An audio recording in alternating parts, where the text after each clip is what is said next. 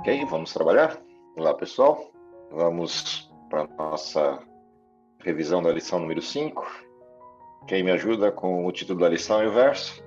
Jesus, o doador do descanso, é o título. E o verso é: portanto, resta um repouso sabático para o povo de Deus. Hebreus 4, 9. Perfeito. Lição dessa semana, a gente está centrado aí em dois textos. A lição vai tratar do texto de Hebreus capítulo 3 e a introdução e uma parte do texto do capítulo 4 de Hebreus. Daí o foco nessa questão do descanso. O que é interessante observar nessa transição das lições anteriores, né, das 4 lições anteriores para esta lição, é que, em primeiro lugar, a gente entra de fato agora na mensagem central do livro de Hebreus, mas não só isso, é o fato de que toda a mensagem do livro de Hebreus está centrada na forma como a gente, no capítulo 1 e no capítulo 2, tem a figura de Jesus sendo apresentada. Então, se a gente observar o capítulo 1 e 2, Jesus é apresentado como Filho de Deus, como aquele que foi entronizado por Deus, colocado como soberano, como governante eterno, como resgatador, como irmão, como sumo sacerdote. Todas essas referências que vão sendo dadas enquanto titulação e enquanto autoridade do Cristo, elas servem de base para a gente entender o que vai acontecer daqui para frente nas propostas de Deus para o ser humano. Ou seja, quem é o Deus que pode prometer salvação? É o libertador, é o resgatador, é o sumo sacerdote, é o irmão que foi apresentado no texto anterior. Quem é o Deus que pode mudar as condições da história? É o Deus que foi apresentado no capítulo 1 e 2. Ou seja, todas as referências do capítulo 1 e 2 mostram algumas coisas a respeito de Deus em que em primeiro lugar, dão autoridade para ele para fazer o que faz, ou seja, dão para ele a condição de ser quem é e poder fazer o que está fazendo. Mas não só isso, também esses textos nos mostram que esse Deus cumpre fielmente aquilo que promete.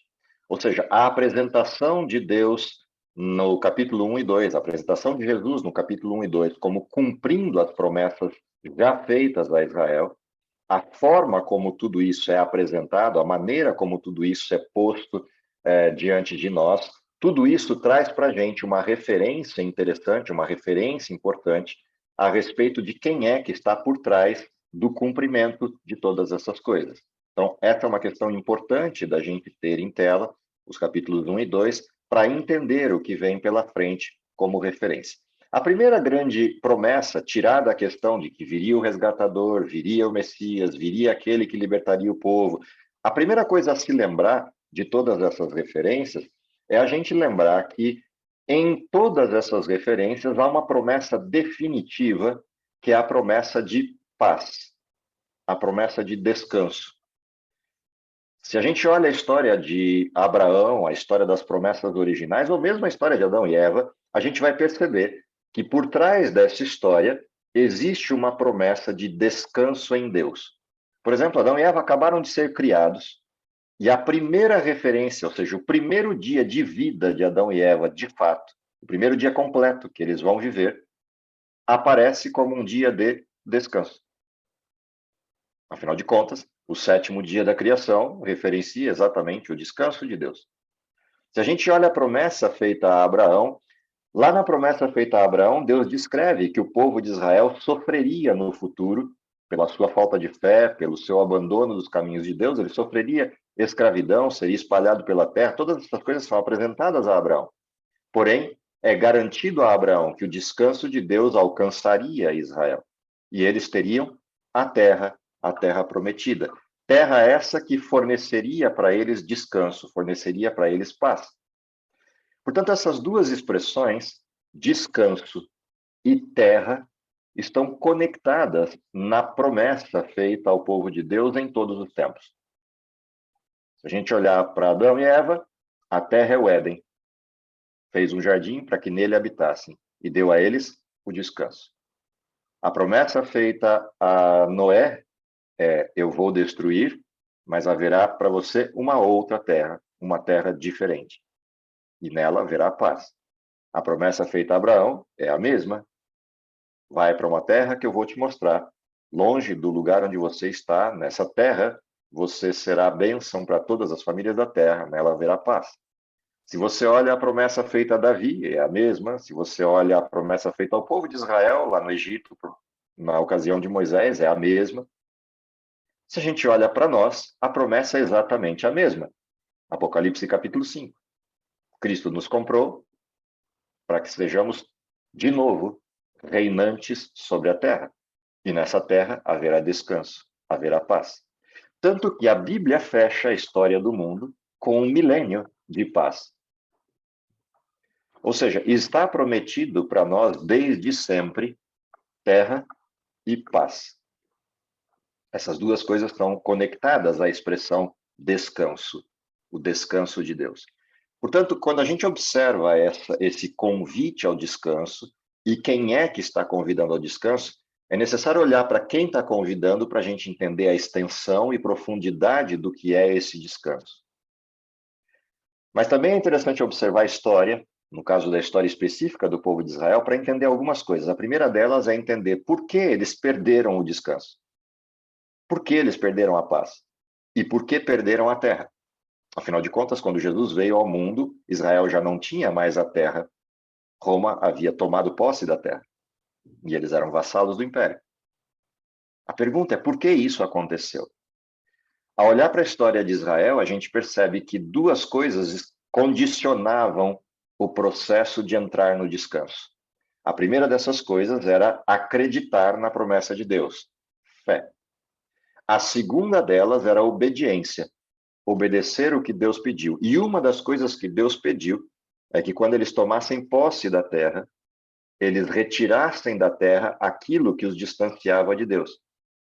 Ou seja, retirassem da terra a idolatria. Israel comete dois erros. O primeiro deles comete quando chega próximo da terra, lá em Cades Barneia, e eles desistem da terra por medo dos gigantes e por não acreditarem que Deus fosse cumprir a sua promessa. E é interessante observar, porque essa falta de fé está calçada em eventos que eles acabaram de assistir. Eles acabaram de passar pelo Mar Vermelho, acabaram de ver pragas caindo sobre o Egito, acabaram de ver maná caindo do céu, acabaram de ver a manifestação de Deus no Monte Sinai. Ou seja, todas as teofanias possíveis, disponíveis para eles, foram dadas, e eles chegam às bordas de Cades Barneia e desistem. Dois sujeitos ali na porta de Canaã não desistem, Josué e Caleb. Viram os gigantes, viram as dificuldades, mas enxergaram o Deus acima dessas dificuldades. E nesse contexto, exerceram fé. A expressão que a gente tem aqui, ou seja, a abordagem que a gente tem dentro desse contexto é qual é a condição necessária para entrar no descanso de Deus. Uma outra coisa importante é, ao entrarem em Canaã, na segunda geração, na próxima geração, depois de 40 anos no deserto, a geração que entrou em Canaã entrou bem em Canaã, mas não continuou bem. Aquilo que era a ordem de Deus, limpem a terra da idolatria, e aí tomem posse da terra e exerçam aquilo que é a vida de paz que eu prometi para vocês, eles fizeram pela metade.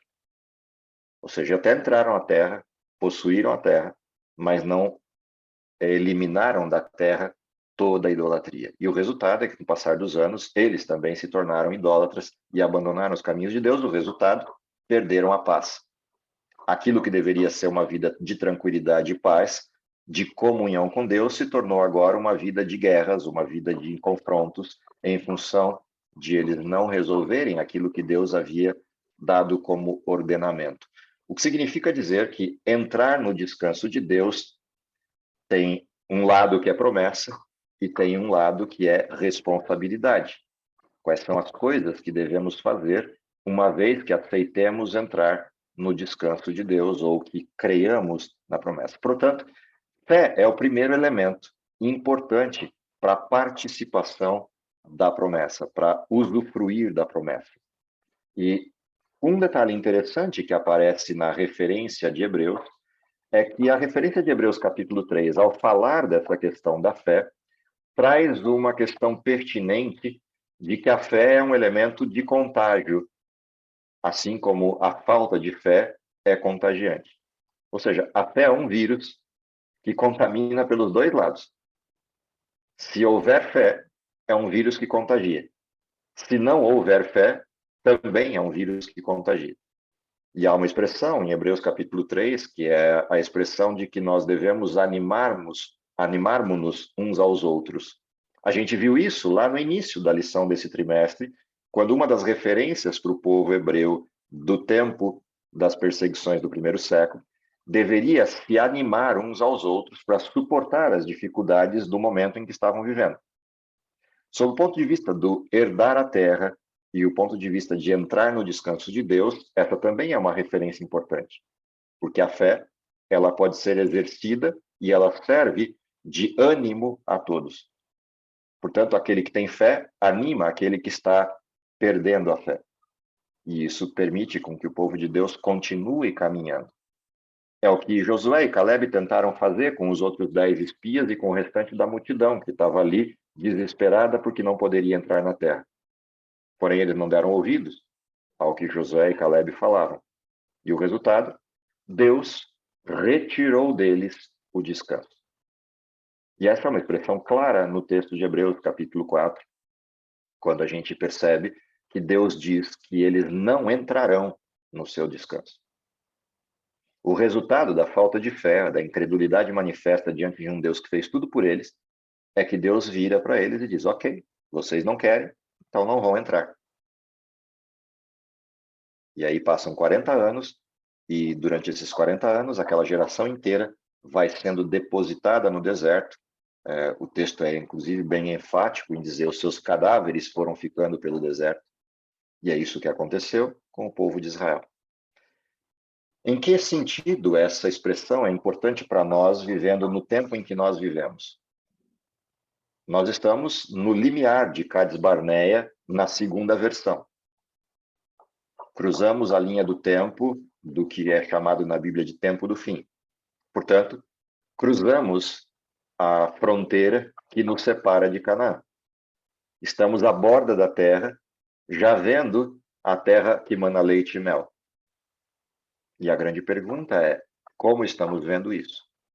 Com o olhar de Cades Barneia, com a incredulidade, com a dúvida de quem está à mercê de invadir a terra, mas vê mais as dificuldades do que a própria terra?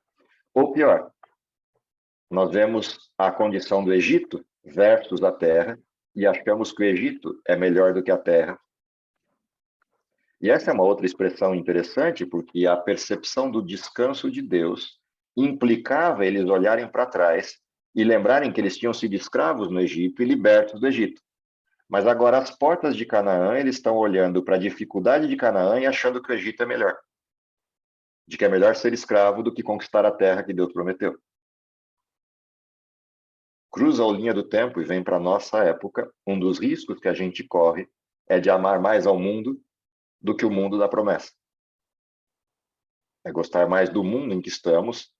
E há uma coisa interessante, né? Ellen White retrata de que o mundo que nós temos hoje é muito mais atrativo do que era para os hebreus a Canaã que estava à frente deles. E eu aconselho a ler esse texto, está aí no comentário da lição dessa semana. Essa é uma expressão importante.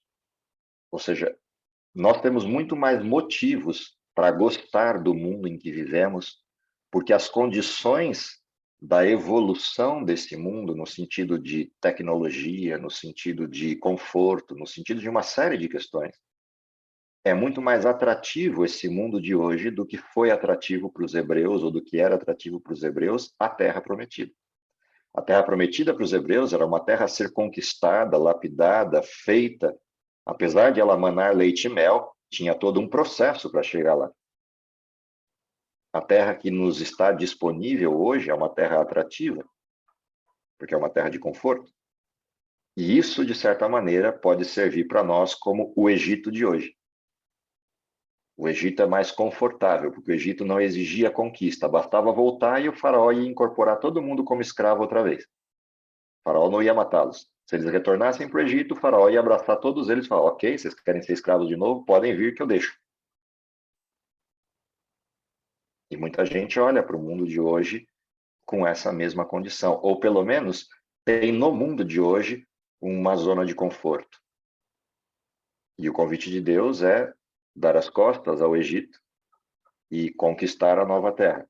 O problema é que conquistar a nova terra exige alguma ação. E essa ação nos tira da zona de conforto. Há um texto interessante, alguns textos interessantes no comentário. Um deles diz assim: sobre nós está brilhando a luz acumulada do passado.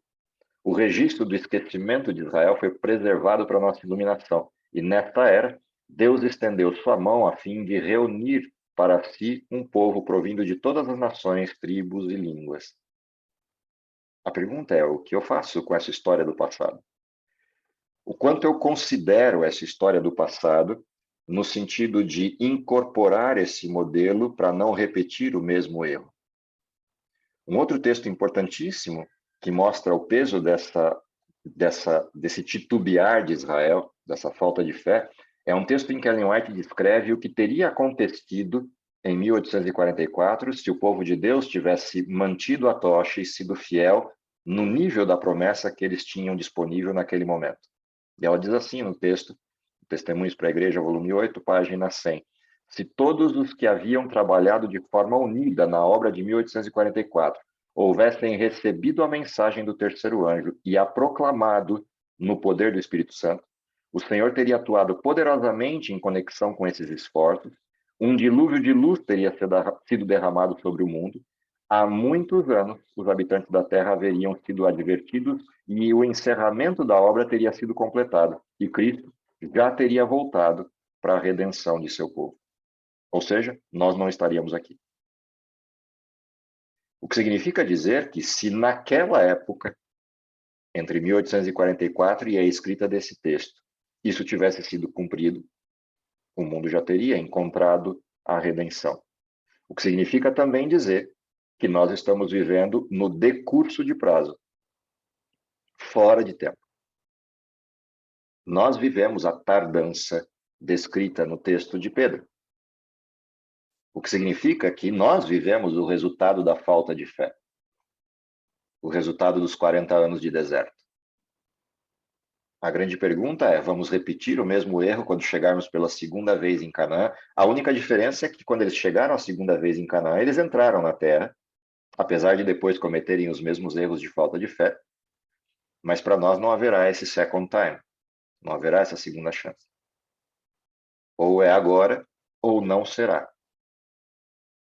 E essa é uma questão importante da expressão que vem na sequência do estudo dessa semana. O estudo dessa semana traz dois textos importantes. Um texto que está em Hebreus 3 e outro que está em Hebreus 4, ambos com a mesma expressão. A expressão é hoje. Num deles, se você ouvir a voz, é hoje que tem que responder. No outro texto, a provocação. É hoje que eu estou te convidando. E é hoje que tem que ser. Essas duas expressões, que na realidade são a mesma, nos dois textos, na realidade são a redundância da falta de fé.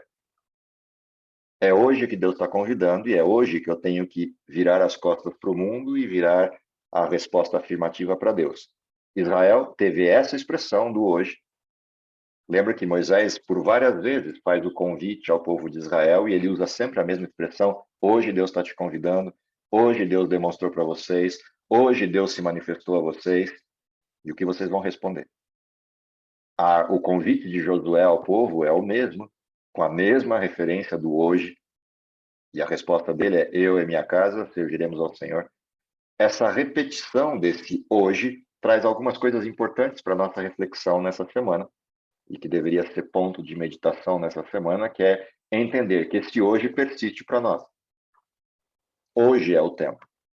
Afinal de contas, se Ellen White acabou de referenciar para a gente que teria se cumprido no tempo dela a promessa, o hoje para nós é muito mais importante do que foi para ela. O que significa que nós estamos, de fato, no limiar do tempo. E há uma coisa interessante nesse hoje, porque quando a gente olha Hebreus capítulo 1, na apresentação de Jesus no processo da encarnação, lá também essa expressão aparece: hoje te gerei. O que mostra o início da segunda parte dessa promessa, da repetição da promessa. Quando a gente olha para Israel, Israel tem um convite para hoje. entrem na terra e tomem posse dela e entrem no descanso de Deus. Rejeitaram. Quando Cristo vem ao mundo, na plenitude dos tempos, Israel não está esperando por ele. E é interessante que, neste contexto de Israel não estar esperando, Deus vira e diz: hoje te gerei. E refaz a promessa. João capítulo 1 descreve esse cumprimento, dizendo: veio para os seus o rejeitaram. Então, deu poder de chamarem-se filhos de Deus todos aqueles que venham a crer no seu nome. Quando? Hoje. Hoje te gerei.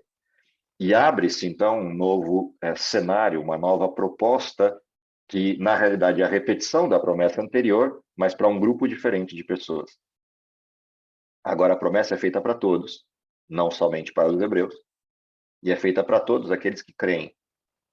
Portanto, uma nova oportunidade é dada, porque Deus não deixa de cumprir sua parte no plano, mesmo quando o povo de Deus assim o faz.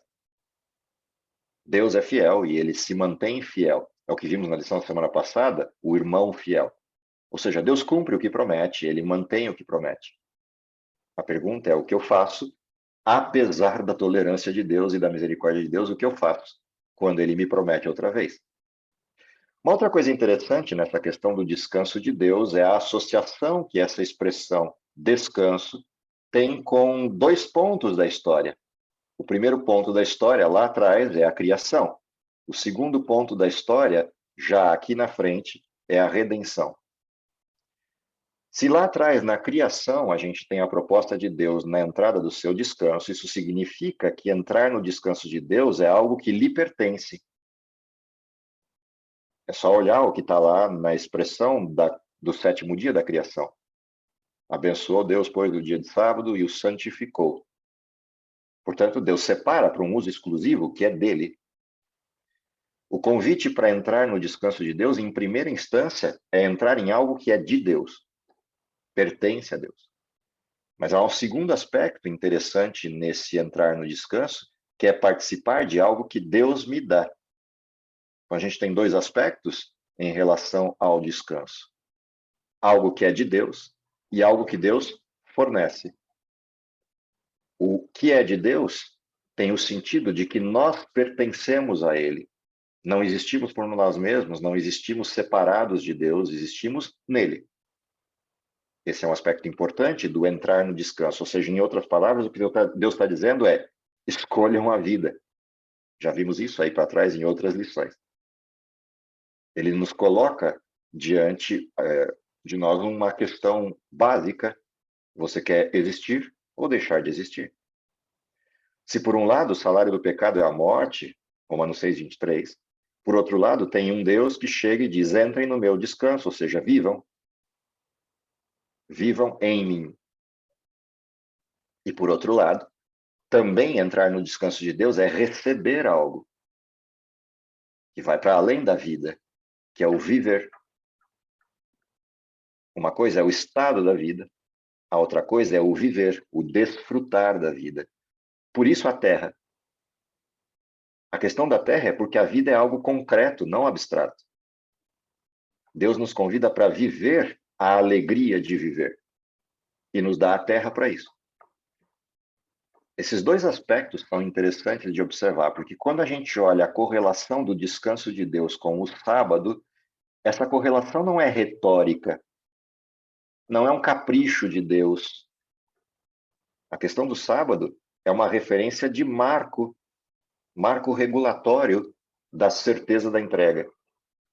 Quando eu obedeço a Deus e guardo o seu sábado, eu não estou simplesmente cumprindo tabela, não estou simplesmente cumprindo um protocolo. Não, eu estou dizendo e fazendo aquilo que eu sou. Sou de Deus e vivo nele. Portanto, a expressão do sábado, se a gente olha lá nos mandamentos, seja no texto de Êxodo ou no texto de Deuteronômio, tem duas expressões interessantes sobre o sábado em cada um deles.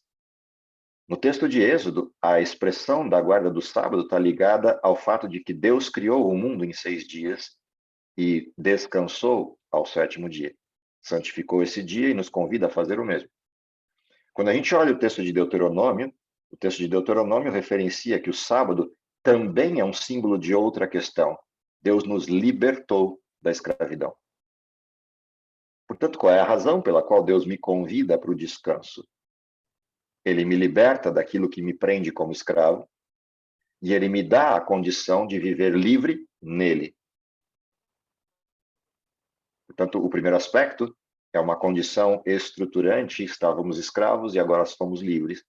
Mas o segundo aspecto é uma condição de criação. Somos criatura, feitura das suas mãos.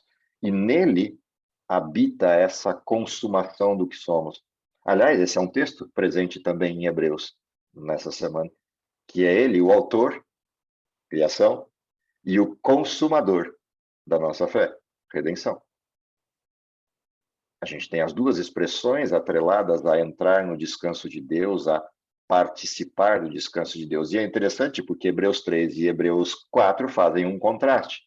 Hebreus 3 vai dizer para a gente que Deus jurou, não entrarão no meu descanso, porque não tiveram fé. E Hebreus 4 faz uma referência oposta. A promessa se repete, entrarão no meu descanso. Porém, vem a advertência, não cometam o mesmo erro. Se cometerem o mesmo erro, não haverá descanso, não haverá paz. Outra coisa interessante a respeito da questão do descanso é que participar ou usufruir do descanso de Deus enquanto aqui, ou seja, participar dos sábados, é a antecipação do céu. É viver um pedaço do céu na terra. Portanto, o convite a participar dos sábados, a conviver com os sábados, é uma antecipação do céu em vários aspectos. É no sábado que eu revitalizo a minha condição do cansaço de uma semana de embates e de lutas. É no sábado que a gente dá um bico na agenda e isso é uma antecipação do sentido da ressurreição ou da vida eterna. É no sábado que a gente revigora a condição, e isso é uma manifestação da vida eterna, por antecipação. É usufruir de um pedaço daquilo que é a eternidade. Por outra via, a falta de compromisso com o tempo, ou seja, usufruir do sábado sem a preocupação do tempo, é desfrutar do que seria a vida eterna sem preocupação com o tempo. Afinal de contas, quem é eterno não olha para o relógio. Quem tem todo o tempo da existência não olha para o relógio. O sábado é um dia interessante para isso, porque ele nos faz desligar do tempo, da contingência do tempo que se exigue, do tempo que se perde dentro da condição do pecado, e nos dá a condição da percepção do tempo que nunca termina, o tempo em Deus. Portanto, é viver a eternidade. O sábado também é uma referência interessante quando eu olho para a questão da libertação, porque o sábado é um dia de celebração, de alegria, de graça. E essa percepção de que o sábado traz essa alegria, a alegria de estar com Deus, a alegria de ser liberto, a alegria de perceber que eu não sou escravo, sou agora livre. Tudo isso deveria despertar no coração do cristão a alegria de viver em Deus, com Deus, por Deus. E o sábado, o descanso de Deus, tem a ver com isso. Portanto, ele não é retórico, ele não é protocolo, ele é real. A cada semana temos a oportunidade de entrar no tempo perfeito de Deus, a única coisa perfeita que sobrou da criação. Todas as demais coisas existentes, visíveis ou não, sofreram o impacto do pecado, exceto o sábado. Porque como o sábado é tempo, e o tempo persiste, é a única coisa perfeita que ainda podemos desfrutar. Portanto, passar pelo sábado é também passar pela perfeição, pelo aperfeiçoamento em Cristo.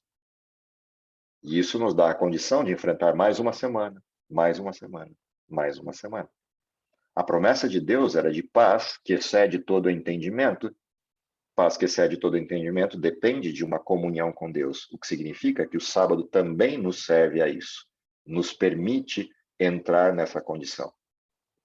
E atender ao convite, entre no descanso de Deus, é uma resposta afirmativa a esses anseios. O que significa também dizer que a paz no sentido pleno só perpassa a vida daquele que conheceu essa dimensão. Caso contrário, sempre fica um pedaço por fazer. Sim, é possível ser salvo sem o sábado, sem o conhecimento do sábado, mas não é possível ser completo. É possível Deus completar a diferença que nos falta, mas Ele deu uma oportunidade dessa completude, dessa inteireza, para aqueles que têm a oportunidade de terem acesso ao sábado. E nesse sentido, nos integramos a Deus. Daí o privilégio de ter tido a oportunidade de conhecer sobre isso. Esse era o privilégio de Israel.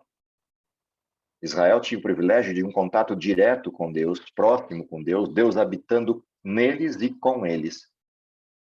E isto serviria de bênção a todas as nações. O remanescente tem o mesmo privilégio. O privilégio de conhecer toda a verdade. Não para fazer como Laodiceia e bater no peito dizendo rico sou, de nada tenho falta, mas para entender a sua missão e usufruir dessa paz. E a advertência do livro de Hebreus, no capítulo 4, caminha exatamente nessa direção.